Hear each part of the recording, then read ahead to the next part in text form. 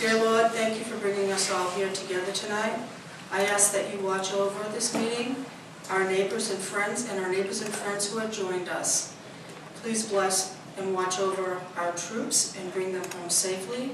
God bless America and keep us safe from those who would do us harm, foreign or domestic. Amen. Amen. We have two people, now one person here in person is running for selectman for New Boston. The other two, one is not here, but the other one was Stu Lewin, and he had to go to Springfield, Massachusetts with the Goffstown High School robotic team. So he couldn't be here, but he did send something that's laying up on the table for you to take and read on your way up. But Dan, would you like to say a few words and introduce yourself? Sure. It's nice to see a face that we're going to have to vote for. Sure. My name is Dan Donovan, and I'm running for selectman. I've lived in town since 2001.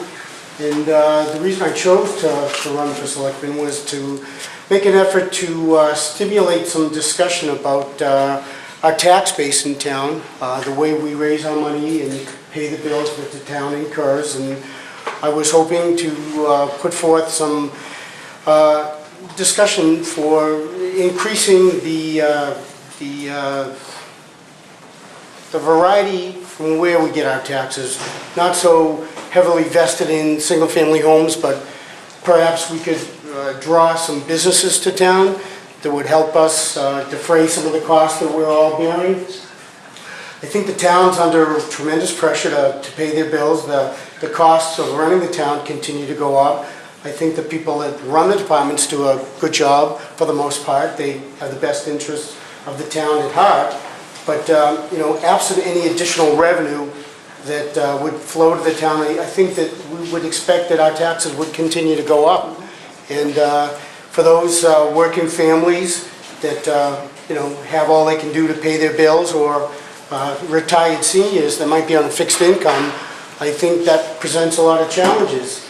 I know that my taxes have gone up since I've lived in town, and I think that as a group there should be an effort to attract businesses that would contribute to the town's revenues without adding any additional expense that the town would have to bear. And I don't think that would lower the taxes, but it might lower the rate of increase. And so I would say that both Stu and Joe Constance have great experience. I know that they served with different town departments, have more experience than I do. I don't think that either of them would be a bad choice, but they've spoken in terms of helping the different departments manage their costs, and I think that's unrealistic. I don't think that the expenses to the town are going to go down in the future, and I think the best that we can hope to do is, again, attract businesses to the town that would contribute without actually costing the town any expense. And that's the primary base of my campaign. Thank you. Mark, he's with the planning board. He has something he wants to say. Thank you, Tony.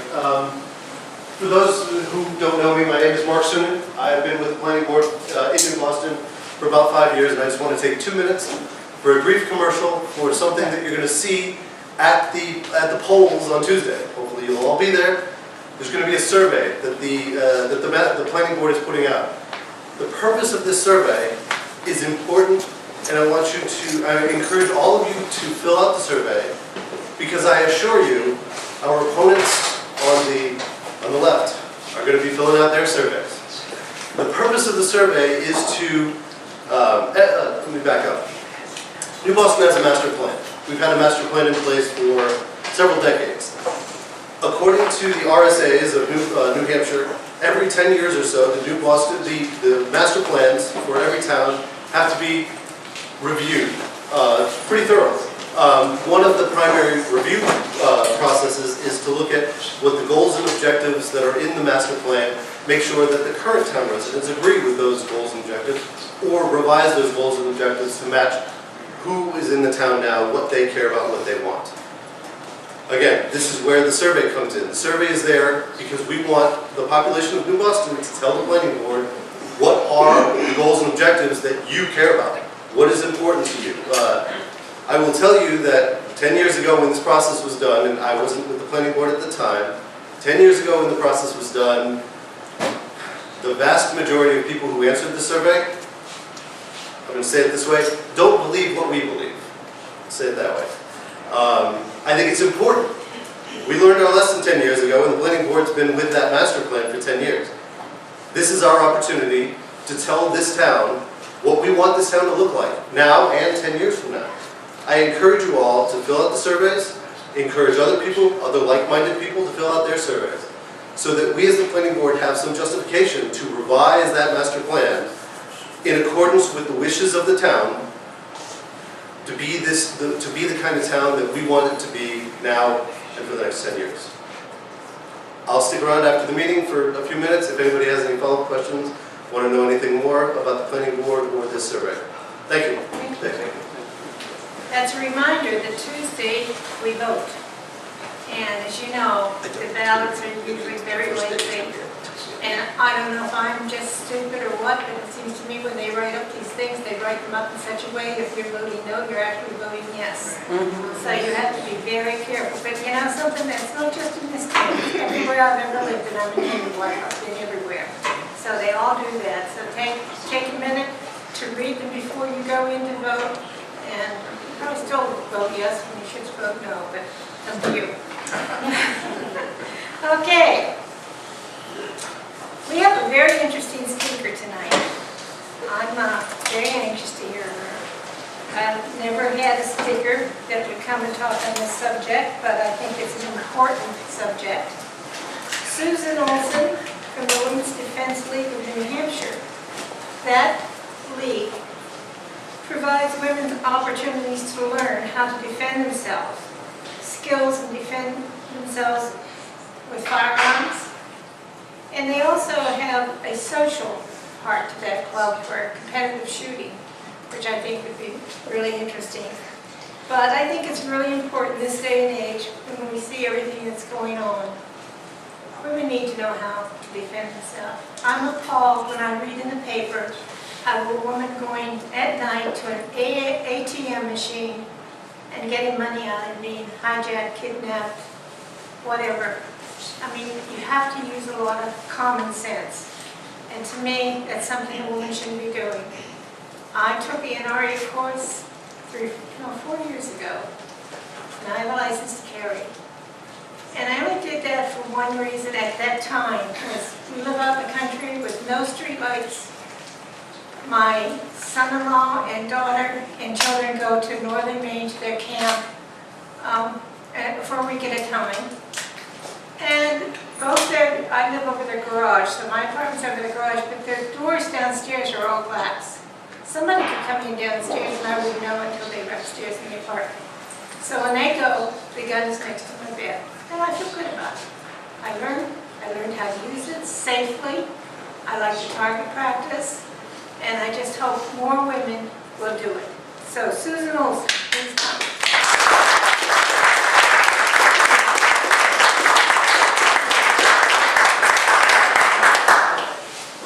Thank you, Tony, and congratulations. Nothing better than practice. Keep your career through. And congratulations on your 5-year anniversary here at the New Boston Republican Committee. I read a little bit about the committee before I came and realized that perhaps we're more like-minded than I would have thought otherwise. Most Republican committees perhaps aren't as conservative as I am and what I think I read on your website. So good for you guys. Good for you guys. And Keith, thank you for everything that you're doing. It's a tough road there in the House right now because we don't really have a lot of real conservatives. We have a lot of Republicans, but not many conservatives. So thank you and good luck with that bill. I want to thank Tony for inviting me here tonight to talk about a topic that maybe you don't hear a lot about, but you will tonight. Tony said, my name is Susan Olsen. I'm the Director of Legislation for the Women's Defense League of New Hampshire. I'm the past chair. The Women's Defense League is a New Hampshire born and bred organization with two very distinct but very compatible goals: education and training on the one side, and legislative advocacy on the other side. We are firearms and self-defense instructors. I myself am a basic pistol instructor as well as a firearm safety in the home instructor. We have some of our members here tonight, and you'll be hearing from another one shortly who's a basic pistol instructor, certified range safety officer, and a refused to be a victim instructor, for starters. We're less than a year old. We incorporated only last July, but we are already making a name for ourselves in the New Hampshire firearms community. And not surprisingly, we're making a few people a little bit uncomfortable. In 1999, California attorney Robert Barrow wrote an article in the Thomas Jefferson Law Review entitled "Women with Attitude, Self-Protection, Policy, and the Law." And it was one of the first studies that was ever done to examine the relationship and the correlations between women, violence, firearms, and state legal frameworks. His work, along with that of others, including John Lott and Gary Kleck and Susan Sales, produced a number of findings. One, the average assailant is 5 inches taller and 45 pounds heavier than his targeted victim. A woman defending herself with a handgun is 2.5 times less likely to be injured than one who submits. And she's 4 times safer than one who resists by any means. And a woman armed with a weapon of any kind, I don't care what it is, if it's a baseball bat or a kitchen skillet, it doesn't matter. She fares better than any unarmed one. Seems kind of common sense. You've heard that word, common sense. If a woman must engage in an unarmed fight against a criminal assailant, somebody's going to get hurt. And generally, that somebody is the woman. But Mr. Barrow, in sort of summarizing this article at the end, he says, you know, the image of a woman armed and dangerous, I prefer to think armed and fabulous, but he uses the term armed and dangerous, threatens our collective psyche and is unsettling. Particularly, and this is what I find very interesting, is particularly threatening to radical feminists. What? Feminists don't think women ought to be able to protect themselves? What about that whole equal rights thing, right? Astonishingly, though, this seems to be true, and we find this in Concord all the time. Whether it's found on the websites of domestic coalitions against violence or in the pages of mainstream media and magazines, rather than being encouraged to defend themselves, women seem to be told to just shut up. Don't resist, because you know what, it'll just make you madder. Be quiet and hope you don't get hurt too badly or killed. More sinisterly, a recent study at California Polytechnic Institute determined that feminist activists, political organizations, and publications have chosen their position opposing women's self-defense because it attempts to shift any possible responsibility for men's violence away from the female victim. Really. On a site called feminist.com, there's sort of banner says, "Women are not guilty for violence committed by men on our body, our mind, our spirit. This violence happens because men's greater power and their misuse of that power. Just as there is no one right way to respond to violence committed against us, there's no right way to defend ourselves. As much as self-defense may help in certain situations, The most important step in ending violence against women is stop men from being violent. Can you imagine? Can you imagine? The threat of male violence continues to keep us from stepping out of our roles, the traditional roles that we as women have been taught. Violence and the threat of violence keeps us in our place. Are you kidding me? You find this everywhere, and it's disturbing. These are the same folks who seem to subscribe to the theory of a woman found dead in an alley, raped, and strangled with her own pantyhose is somehow morally superior to a woman explaining to the police how the bullet got in the dead perpetrator. I take it back. I actually prefer the story of a burglar who was startled by a Quaker holding a shotgun. "You won't hurt me," said the burglar. "You're a Quaker, and Quakers are pacifists." "It's true, friend. I would not harm thee for the world," said the Quaker. "But thou art standing in the place where I'm about to shoot."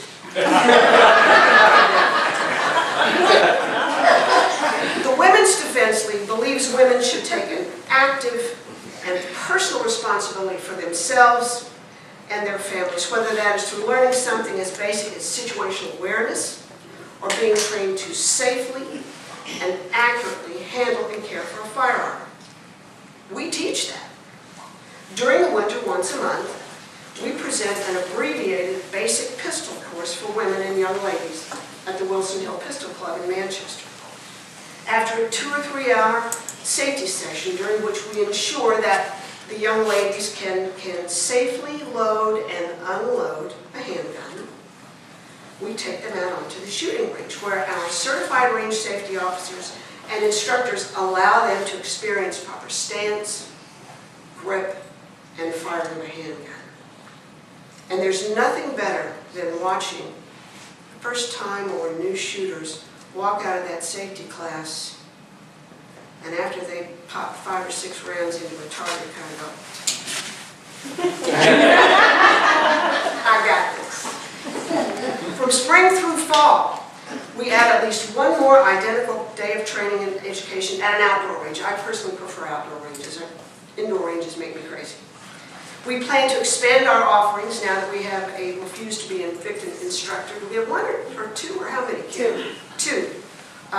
Who teach situational awareness and basic self-defense tactics. It's not kung fu, it's not anything like that, but it's more, and I think Kim's going to tell you a little bit more about that. Situational awareness, like Tony was saying, pay attention. Where are you? Is it dark? Or how far is my car? Basic things like that. But, and this is where we make people really uncomfortable, we also put our money where our mouths are, and we go to bat for policies and legislation that empower women and men, quite frankly. In fact, we picked one piece of legislation this year to support, making New Hampshire's pistol license optional. Many of you here are familiar with that bill that issued Senate Bill 116, sponsored, believe it or not, by Senate Majority Leader Jeb Bradley. Not a known gunny, but he believed in the issue. The bill would make optional the need for law-abiding citizens like us to possess a license to discreetly carry a loaded firearm. Current New Hampshire law allows me to carry a loaded firearm openly on the street, and some of you may have seen me at parades with a big old Beretta 9mm strapped on my leg. However, if it gets cold, like it did 2 weeks ago at the rally, and I put a coat on over that, all of a sudden, I become a criminal. If I am a single parent, say with an angry ex, current law allows me to keep a loaded firearm on the top shelf of my bedroom closet. However, if I want to take my child to the pediatrician, drive him in my car, but I fear perhaps that my angry ex might interfere with us, I would have to wait up to 14 days, 2 whole weeks before I could obtain that license. Otherwise, once again, I'm a criminal. Seems kind of common sense. But the radical lefties and the feminists actually teamed up with state and local law enforcement to decry that if this were to come about, that if this license were to be made optional, that New Hampshire streets would become free fire zones. That people would get drunk and drugged up in their apartments in the middle of the night and fire off rounds in the floor below, and tourists, God forbid, tourists would cross New Hampshire off their list for fear that they or their children or maybe their dogs might die with blood running in the streets. If they could have been any more apocalyptic, and they were, making license optional could, now I want you to wait for it, could actually cost the state money and government jobs. Lions and tigers and bears. Oh my. I'll close with this thought. Civilian firearm ownership freed us from the British. Pretty simple stuff. It's our right. It's our inheritance. And it is worthy of our attention and our defense. I believe that. The Women's Defense League believes that. Lefties don't. State police doesn't. Local law enforcement doesn't. But we do. I think we're going to stay with that. So thank you. I'm going to introduce Kim Morin here in just a minute to tell you a little bit more about our programs. Tony, with your indulgence, because we so enjoy bringing pain to legislators, we have for quite some time now been handing out these green cards. On the front of it, it details the Second Amendment of the U.S. Constitution and Article 2A of the New Hampshire Constitution. On the back it says, "Dear New Hampshire legislator, I'm a Second Amendment and a New Hampshire Article 2A registered voter." Put your name, your address, city and town, and your email. We have a stack like this so far, and we're going to start handing them out to legislators and saying, you know what, elections are coming, folks. Pay attention. We're not just some fringe hiding in that apartment, drugged up and firing off rounds. We're registered voters. You know that. You won't be getting any of these cards. So if you're so inclined, we've got a stack of these, and if you'd like to fill one out, we will make sure that we hand deliver it to your legislator. And we remind him or her that there are voters out there that care about these things. So if you're interested, I'll have a bunch of you in the back of the room, and you can stop by and fill one out. Otherwise, I'd be happy to take any questions. So the hearing on Senate Bill 116 was in Representatives Hall. I was able to pop in a couple times. I had other stuff going on, so I wasn't there the whole time. But I saw you there. Is it true that the only opponents who spoke against it were being paid to be there in one way or another? That's what I heard. That is correct, yes. A woman from Greater State Progress, a multi-advocacy group funded by the AFL-CIO and George Soros, gets up, and she does this in most Indian firearms hearings. Blah, blah, blah, guns are bad, blah, blah, blah, women die, blah, blah, blah, we hate guns, don't do this. And that's her job. She's paid to do that. We had the president of the New Hampshire Association of Chiefs of Police come out and basically say that really New Hampshire citizens cannot be trusted to own a firearm.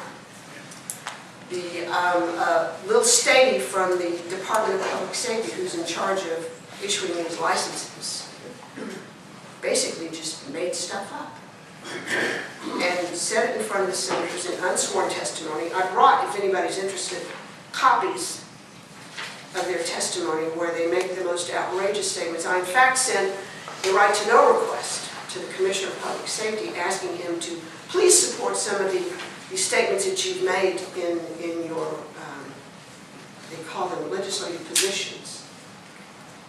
And what I got back was basically, it's all confidential. Now, it doesn't mean I'm not going to give it to an attorney and we won't take it to Superior Court because we have that as our immediate remedy. So we will. But it's gotten to a point now where the groups that come in to testify against her, what, maybe over the course of the day, 150, 200 people in Reps Hall. 4 people out of all of those testified against. Grand State Progress, Chiefs of Police, Department of Public Safety, and A crazy woman who wants to ban firearms. that's right, the crazy woman from the coast. I forgot about her. I don't think she's paid. I think she was just lost. But those are the ones that get in the press. Those are the ones that they put on TV. Not those of us that are out there going, we're normal people. I've owned a firearm since I was 25 and being shot at by the United Mine Workers. Got my attention. Yes, sir. It bothers me, I don't know if anyone else, that law enforcement is going to testify on the clock against constitutional rights. I think, if we have friends that are in law enforcement, we want to tell them that that bothers us if it does. Well, certainly, I don't think that all law enforcement officers, by any stretch of the imagination, subscribe to that. But these are trade associations, if you will. Certainly unions. And in fact, our Republican Senate blew the right to work law today with a 12-12 vote. How does that happen? But believe it or not, state employees, whether they're the Department of Safety, the AG's office, the Department of Environmental Services, are exempt from the same laws that any other paid lobbyist must adhere. So, if you're the Commissioner of Safety or Colonel Quinn from the State Police, you can just come in and lie to legislators and walk out and there's nothing they can do about it. I find it shocking. We've been trying to introduce legislation to make them subject to those laws because they spend all day at the State House in uniform on our dime passing laws that are not friendly to the people who pay those bills. It's a shame. Yes, ma'am. You mentioned Colonel Quinn.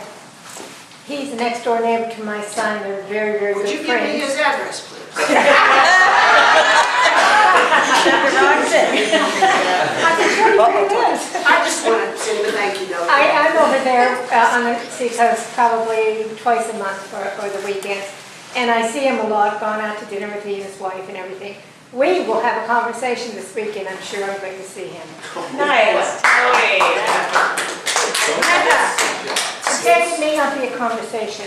Well, Bring your gun, Tony. well, you should. But you have a license. I should lay it down on the table when he comes in to have a drink with us. Make sure that the slide is open and it's around and chain. Okay, that's what we do. But no, it's a very straight. Yes, ma'am. Can I say something? One thing, we live in a nice town, but since I've been here in 85, 86, we've been robbed twice. My daughter was home from college, and she went to day college, and she was home when somebody broke into our house. Thank God she's alive, because he went up into her bedroom, she was sleeping. He made noise. She thought it was her father because he was dark, like her father. And she said, "Dad, what are you doing here?" He says, "Oh, I'm going to work, hon. You go back to sleep." Thank God she's still alive now. She's ready to get a gun. I remember what happened with Kimberly Gates. I have a gun. It's like, we can't be complacent because we live in a beautiful town where we think everybody is fantastic, because not everybody that comes through might be. And it's a scary situation. You mentioned that very unusual feminists are anti-gun. And, it's a dichotomy of people who are, one saying that they want to be empowered, but they don't want to take the responsibility. It could be that, well, recently, Bibi Netanyahu came to America to speak, and a number of Democrats boycotted it on political principles. They're so entrenched in their party's policies. One of them included Al Franken, who's Jewish. So his party politics was more important than his heritage. For feminists who tend to be liberal, their party politics will trump being empowered. It's a perpetual victimhood, and I don't understand it. I don't understand it. Equal treatment should be equal treatment. And one of the things that has aggravated so many of the legislature is that's the basis on which we testify. This is a woman's right. This is women's equal rights. For a woman to be able to defend herself on a more equal, not equal, but certainly a more equal footing with a man, firearm helps. Just one other thing. We reference what this lady here said. Where we live, if you have somebody breaking in and they want to be violent other than just grab what they can and run, like maybe kids, the time before from a call to when the police arrive in this area is not going to be fast enough. Because you got to depend upon your own ability to defend yourself. In the Senate hearing, forgive me, Kim, she told the senators down at the well, she said, the reason I carry a firearm is because of cops. What? So that is important. It is. Police come after the crime Take a report. has been committed and draw the chalk out. And it's nothing against law enforcement. They can't be everywhere. But if you're not taking your own personal responsibility, and owning a firearm, just owning a firearm isn't enough. Okay? Having taken that one basic class is great. But you never know what's going to happen when you find yourself in a situation. And one of the things that Kim and I are both pistol instructors, after we've taken somebody through that basic class, we would say, okay, now, close your eyes. Hold out your right hand. Give me your index finger. Put it straight up in the air. Open your eyes. How'd you do that? I don't know, I just did it. You don't have to think about it.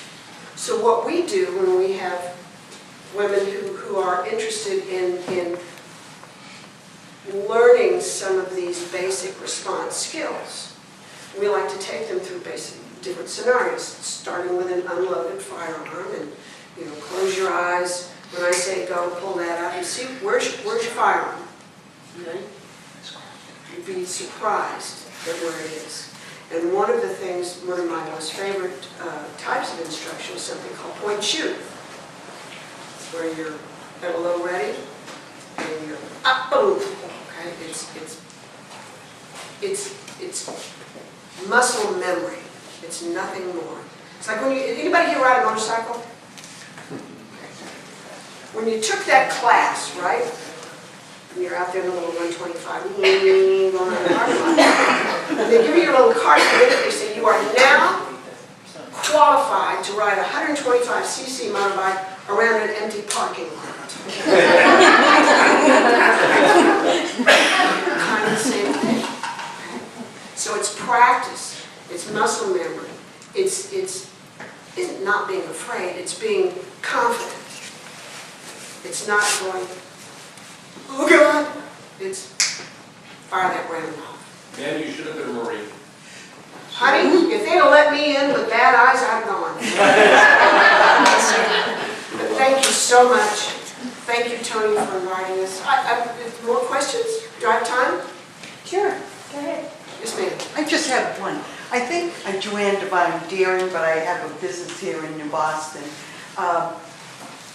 I think we have to be careful of not to paint all of our law enforcement that are against women having guns and doing this. I know I go to Women on Target in Deering at the Deering Fishing Game annually, and two of the instructors are police officers, one from Deering and one from Henniker, and one that gives our instructions on safety of guns was the former sheriff of Hillsborough County, Walt Morse, and also owns a gun store.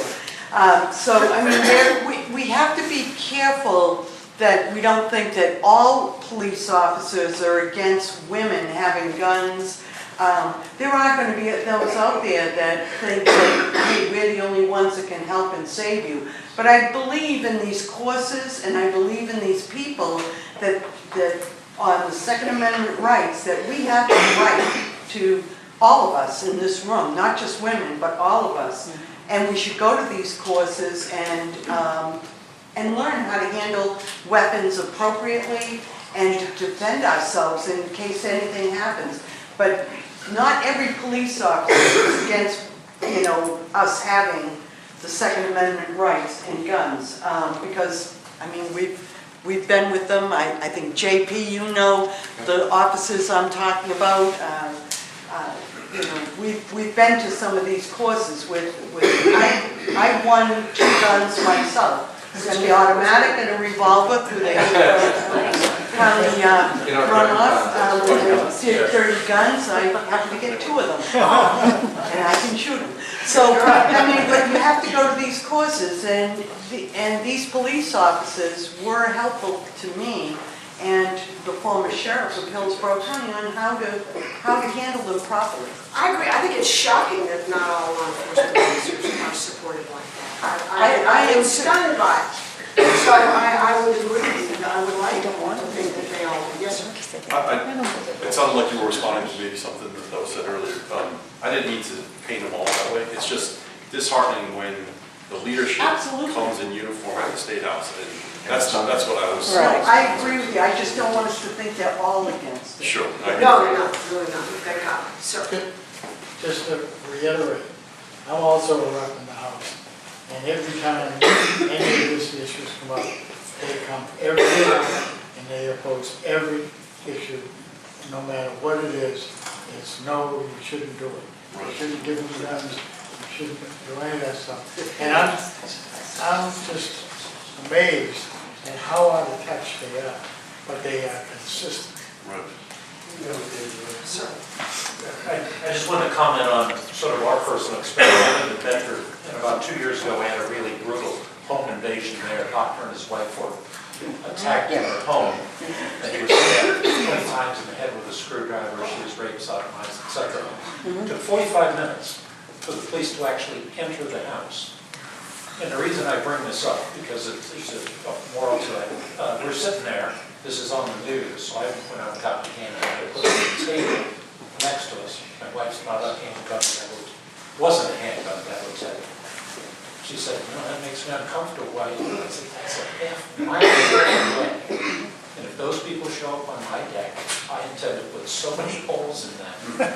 So she thought about that. For a week, she and her 3 buddies that she walks with had all gotten concealed carry licenses. And within the next week, she wanted me to show her how to load it. And within another week, she had done all the Bruger online courses. And she's done the 6-hour handgun 1 and 2. My point to this is the old phrase, when you need help in seconds, the cops are only minutes away. And secondly, the importance is get the training. And that's what, I think made her very comfortable with this. And the one thing that I think it just clicked on her, I said, look, if they show up here, what the hell would we do? So she's aboard 110%, and I think that's a journey. If you really think about your ability to protect yourself, to me, this is just essential. It was for me. I grew up in North Dallas, in a pretty swanky neighborhood, and went off to college and ended up in the family business, which happened to be non-union coal mining.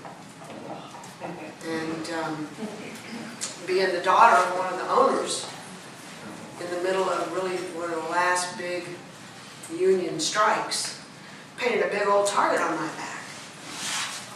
And as I said, the first time somebody shot at me, it got my attention. Didn't scare me, kind of got me angry, but it got my attention, and I realized that I was going to have to learn how to protect myself. And to this day, I wasn't very much right to work because of that, but also I like firearms. We have a lot of fun with them, don't we? We make jewelry out of shell casings. Thank you so much.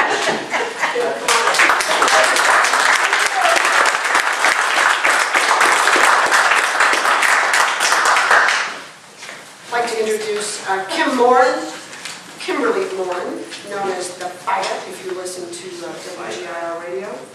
Our Vice President of Women's Defense League, an instructor, pistol instructor, used to be a victim instructor, you do rifles? Yes. Yeah, she's going to be a rifle instructor. Why not?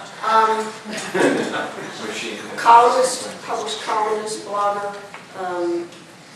And those of you who follow what we do in the legislature know Kim's work already. And we have been having quite a discussion with a state senator on a couple of them actually, on women's rights. And using it to beat them over the head, quite frankly. So fill us in on what Senator Pierce did, if you don't mind. Some of you are probably familiar with Senator David Pierce. He's from up in the Claremont area, I believe. Hanover. Hanover? Well, when we first gave testimony during SB 116, we talked about how this is a women's right, and we're women fighting for our rights. It's a pro-choice, pro-women's rights bill. It's pro-choice because we have the choice whether we want a pistol license or not. That's pro-choice. And it's a pro-women's rights bill because these are women's rights. We're women. It's a right in the Constitution. We're fighting for them. So during the Senate hearing, he decided to say that it was insulting to intelligent debate to say this is a women's rights issue. I was kind of wondering if he grew a uterus overnight to decide what women's rights are, suddenly. But that was his argument. This is not a women's rights issue, because we made a big deal of this, because we are women, we're fighting for our rights. And he decided to tell us, get to the back of the bus, these are women's rights. Today, Senator Pierce's uterus was a little upset because they didn't pass a bill that he sponsored that would have forced employers to write the kind of birth control they offer on job applications. So he wanted employers to list out all the types of birth control they offer on a job application, so when women came in to apply for that job, they'd be able to know. And he got all in a tizzy because it didn't pass. Because the Senate used some common sense, and he actually said that it was a significant life decision that women made to be able to choose birth control. But it's not a significant life decision to choose how we want to protect ourselves, to actually save our own lives. The guy's a nut job. Yes, actually, yes.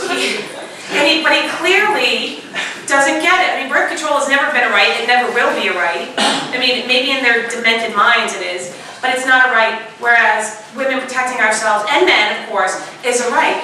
But we painted it this way because we are a women's organization, and we are fighting for our rights. And, here we have this senator, and another choice, Senator Hosmer, who decided to tell Miss Susan she was half-baked for pushing this as women's rights, telling us that we aren't fighting for our rights. So that's one of the things that's going on. But just to add to that, in 1920, women fought for the right to vote. In 1923, they put this pistol license law into place. So now we're just asking for our rights to be restored to what they were pre-1923. I mean, how tough is that? So this has been one of the issues that's going on, and they're not happy that we're doing this. But it's, we're fighting, of course, for everyone's rights. The end result's going to be the same. But, they always talk about the war on women. They're the ones waging it. And we have this, all this backup to prove it, and they don't like it. And I just really quick want to say how I got here. I was born and raised in Massachusetts. And No, that's Massachusetts. that's a new one I haven't heard. Oh, I was born and raised in Western Mass, and then I lived up in the Gloucester area before I left. You don't get to pick where you were born. Yeah, exactly. But, so I lived there my whole life, and it was threats from unions, ironically, because I'm a political activist and I'm not for unions, that wanted me to start to protect myself. So I looked into it in Massachusetts when I was still living there, about how to do that. You have to give over your firstborn. I mean, it's ridiculous. And so I decided, well, actually I told my husband, we're out of here. And 2 months later, I was in New Hampshire. A few weeks later, I had my residency established, and I got my license to carry. And now here I am. So this is important. This is, I woke up in Massachusetts, and my rights were gone. Just gone. I was like, what happened? And it's because I wasn't paying attention. I didn't grow up around firearms. I didn't care about them. I'm like, yeah, whatever. I didn't want anybody to not be able to have them, well, except criminals, but, there's no real laws against that. But I woke up and my rights were gone. So it's important to all of our rights. It's not just this one, but this is an extremely important right, because without the Second Amendment, the rest mean nothing. So it's really important to contact your legislators, contact the bad ones too. They don't necessarily know where you're from. And just put the pressure on them. Testify if you can go when we have the hearings. Write letters to the editor. Really get out there and tell your neighbors, tell your friends what's going on. Even if they don't own firearms, they might someday want to, like I did, and found out I really wasn't able to. So thank you.